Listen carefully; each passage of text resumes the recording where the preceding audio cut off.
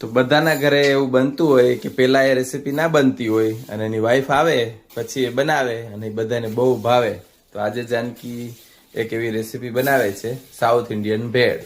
Yes, તો ભાઈ આ રેસીપી અમારા ઘરે પહેલા નથી બનતી અને હવે હું બનાવું છું અને બધાની ફેવરેટ બની ગઈ છે. તો હાલો આપણે બનાવીએ. સાઉથ ઇન્ડિયન ભેળ માટે અહીંયા કોરા મમરા લઈ લીધા છે મેં અને બટેકા, ડુંગળી, ટમેટા, આદુ, મરચા અને લીમડો. મરચા મોરા જ લેવાના, તીખા નહીં લેવાના, એટલે મસ્ત બનશે. તો આમાં જુઓ, સૌથી પહેલા આપણે લઈ લીધું તેલ. તેલમાં નાખી દીધી છે રાઈ. તો કોઈ પણ સાઉથ ઇન્ડિયન વસ્તુ હોય એમાં હું જીરું નાખતી નથી. મને એવી ખબર છે કે સાઉથ ઇન્ડિયન વસ્તુમાં જીરું ના પડે એટલે હું તો નથી નાખતી. તો રાઈ બેન ફૂટી ગયા એટલે નાખી દીધી જરાક હિંગ અને પછી નાખ્યા આદુ ને લીમડો. પછી નાખી દેવાના મરચા. આ બધું ને મસ્ત મસ્ત મિક્સ હલાવી લઈએ. પછી નાખવાના બટેકા. ફોન જરાક દૂર રાખજો, નતર બટેકાનો ચમકારો ક્યાંક ફોનમાં લાગશે.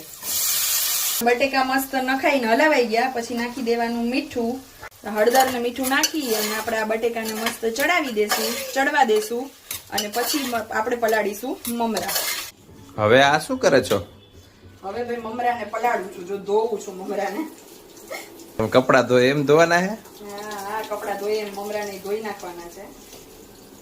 જો ભાઈ મમરાને પલાળવા માટે પાણી બહુ જોઈએ એટલે આપણે ભાઈ જગ વગ નથી ભર્યો, ડાયરેક્ટ આરોની નળી ચાલુ કરી અને મમરાને દબોચીશું. એટલે જેટલી વાર બટેકા ચડશે ને એટલી વાર મમરા મસ્ત પલાળેલા રહેશે એટલે મસ્તીના પલળી જશે અને પછી એવું લાગે તો હાથેથી મિક્સ કરી દેવા. આ મમરા ધોઈ નાખ્યા હું? ઓ, મમરાને ધોઈ નાખ્યા અને મમરા મસ્ત પલળીને ધોઈને બિચારા જેમ કપડા કેમ એટલાક થઈ જાય મમરા એટલાક થઈ ગયા છે. ને અહીંયા આપણા બટેકા જોઈ લઈએ, લગભગ ચડી ગયા હશે.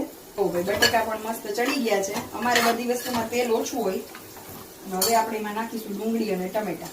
તો અમને બહુ ડુંગળી ચડેલી ના ભાવે એટલે હું એકદમ બટેકા ચડી જાય ને પછી જ નાખું છું, કારણ કે મને એકદમ આમ ખબર નહીં, બાફેલી ડુંગળીની એલર્જી છે મને, ચડેલી ડુંગળીની. એટલે બટેકા ચડી જાય ને પછી નાખવાની અને થોડીક વાર સાતડવાની એટલે મસ્ત ક્રિસ્પી ડુંગળી લાગે. તો જુઓ, આનું શાકે ભાવે અમુક વાર, મેં તો શાકે ખાધેલું છે. હા ભાઈ, ભેળ બનાવવાનો કેન્સલ થાય પ્રોગ્રામ અને બપોરની રોટલી પડી હોય તો આ શાક થોડુંક કાઢી લેવાનું એટલે રોટલી શાક ને ભેળ ને બધું પ્રોગ્રામ થાય એટલે શાક પણ મસ્ત લાગે. હવે ડુંગળી નાખશું મરચાની ભૂકી, તીખાશ આપણા પ્રમાણે આપણે જેવું ભાવે એવું નાખી દેવાનું.